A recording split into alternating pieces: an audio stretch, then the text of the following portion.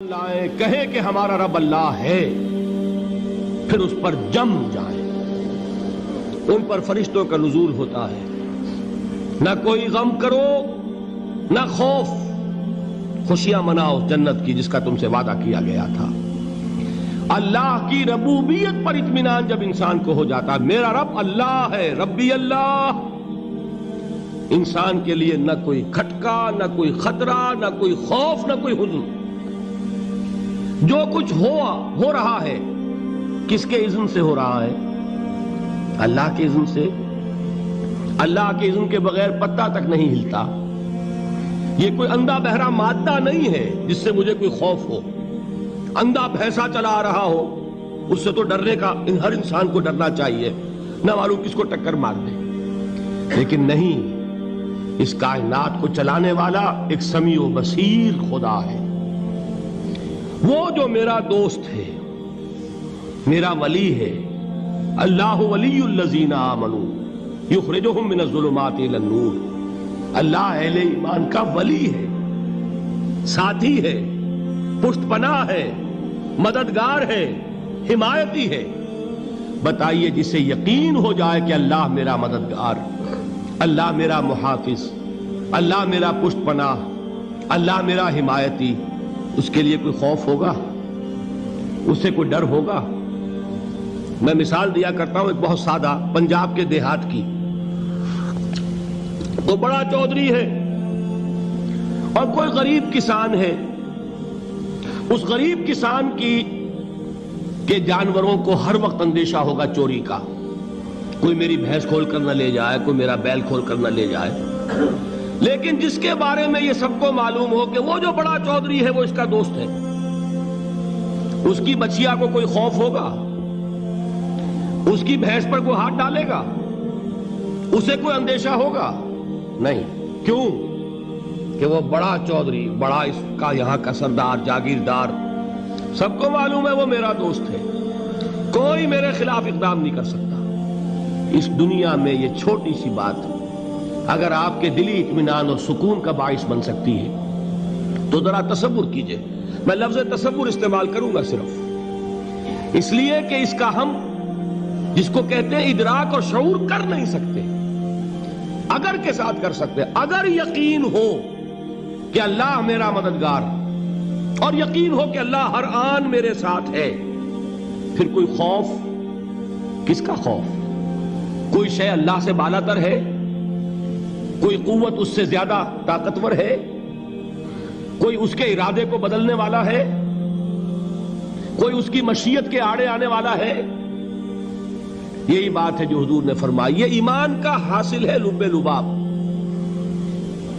کہ دیکھو اچھی طرح اس بات کو ذہن نشین کر لو، اگر تمام انسان مل کر تمہیں کوئی نقصان پہنچانا چاہے نہیں پہنچا سکتے مگر جو کچھ اللہ نے لکھ دیا ہو، اور تمام انسان مل کر تمہیں کوئی نفع پہنچانا چاہے نہیں پہنچا سکتے مگر وہ شے جو اللہ نے طے کر دی۔ آپ پھر میں کہوں گا ذرا طاری کیجئے، اسے فرض کیجئے، اسے سوچئے۔ اگر اس حدیث پر ہمارا دل ٹھکا ہوا ہو تو کسی سے ڈر ہوگا؟ یہ مجھے نقصان نہ پہنچا دے، یہ میری رپورٹ خراب نہ کر دے، یہ میری انکریمنٹ نہ رکوا دے، یہ میرا یہ نہ بگاڑ دے، یہ میرے یہ نقصان نہ پہنچا دے۔ اس کا ڈر، اس کا ڈر، اس کا خوف، اس کی خوشامد، اس کے لیے جا کر طرح طرح سے اپنی عزت نفس کو ذلیل کروانا اس کے سامنے، یہ سب کچھ کیوں کرتا ہے انسان؟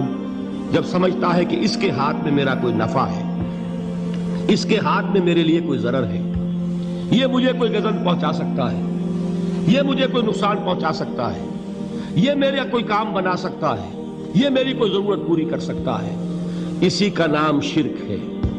جہاں آپ نے یہ سمجھا کہ غیر اللہ کے اندر کوئی طاقت موجود ہے وہی شرک ہے۔ بتوں سے تجھ کو امیدیں، خدا سے نومیدی، مجھے بتا تو صحیح اور کافری کیا ہے؟ شرک تو یہ ہے۔ جس پر بھی تمہیں یہ خیال ہے، کلمہ ہے یہ کلمہ سوم، لا حول ولا قوت الا باللہ، ذرا اس پر دل کو کبھی اگر آپ تصور کریں، پھر فرض کریں، دل ٹھک جائے اس پر، کوئی طاقت نہیں۔ یہی بات تھی جو شیخ عبد القادر جیلانی رحمۃ اللہ علیہ نے اپنی وصیت میں اپنے بچے سے کہی. 11ویں دینے والے ہیں، لیکن حضرت شیخ عبد القادر جیلانی کی وصیت اور تعلیمات کو کتنے لوگ ہیں تم جانتے ہو؟ یہ جن مقامات تک پہنچے ہیں وہ کس چیز کی بدولت پہنچے ہیں؟ انہوں نے جو پیغام دیا وہ کیا تھا؟ اے میرے بچے، جس طریقے سے قرآن مجید میں حضرت لقمان کی نصیحتیں جو ہے نقل کر دی گئی ہیں، میں یہ عرض کروں گا بالفرض اگر قرآن حضرت عبد القادر جیلانی کے بعد نازل ہوا ہوتا تو شیخ عبد القادر کی یہ نصیحتیں بھی قرآن میں درج ہوتی. اتنی اونچی نصیحتیں ہیں. اے میرے بچے، اس حقیقت کو ذہن نشین کر لے، لا فاعل فی الحقیقت ولا مؤثر الا اللہ. اس کائنات میں نہ کوئی فاعل حقیقی ہے نہ مؤثر حقیقی ہے سوائے اللہ. کسی شے میں کوئی تاثیر نہیں اگر اللہ نہ چاہے. آگ جلا نہیں سکتی اگر اللہ نہ چاہے. پانی ڈبو نہیں سکتا اگر اللہ نہ چاہے. زہر ہلاک نہیں کر سکتا اگر اللہ نہ چاہے. کوئی چیز فائدہ نہیں پہنچا سکتی اگر اللہ نہ چاہے.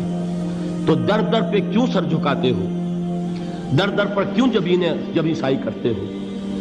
سب کے سامنے کیوں ہاتھ پھیلاتے ہو؟ ایک اللہ سے مانگو.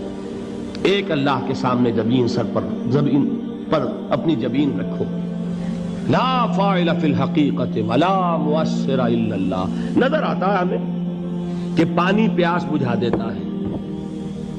پیاس بجھانے کی صلاحیت پانی میں نہیں ہے، اللہ کے اذن سے.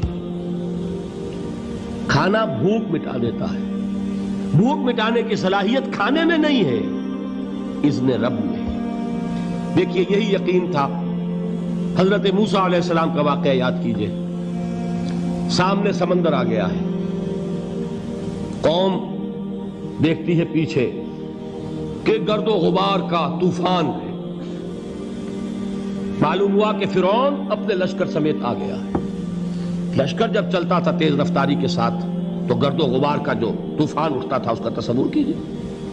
اور لمحہ بلمحہ وہ قریب آ رہا ہے. پوری قوم نے کیا کہا؟ اے موسیٰ انا لمدرکون. اے موسیٰ ہم کو پکڑے گئے. قرآن مجید نے تو یہاں وہ باتیں نہیں لکھی ہے، لیکن تورات میں یہ درج ہے کہ بنی اسرائیل جھگڑنے لگے، دست و گریبان ہو گئے موسیٰ کے ساتھ. موسیٰ ہمیں یہاں مروایا لا کر، اس سے تو ہم ہی بہتر تھے. وہاں کھانے کو ملتا تھا، زندگی تو تھی. بیگار ہم کر رہے تھے، موت تو نہیں تھی. اب جو کچھ ہوگا اس کا تصور کرو، جس طریقے سے ہمارے ٹکڑے اڑائے جائیں گے. تو لڑ رہے ہیں حضرت موسیٰ علیہ السلام سے. یہ تورات کی تفصیل ہے. قرآن میں صرف اتنا آیا ہے، پریشان ہو کر انہوں نے کہا انا لمدرکون. موسیٰ ہم تو پکڑے گئے. اس وقت موسیٰ کا جواب کیا ہے؟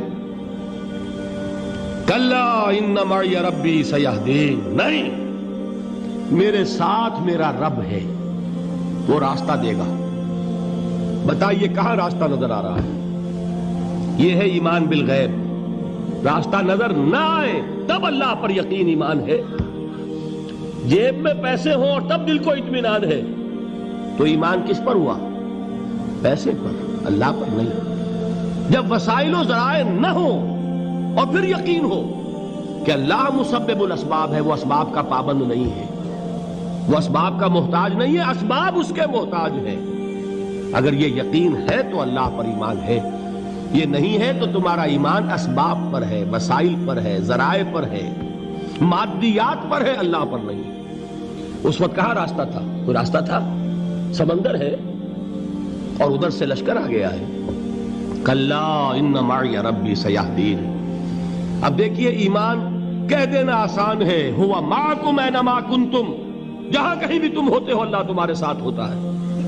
لیکن اس کا یقین قائم ہو جائے تو زمین و آسمان کا فرق واقع ہو جائے.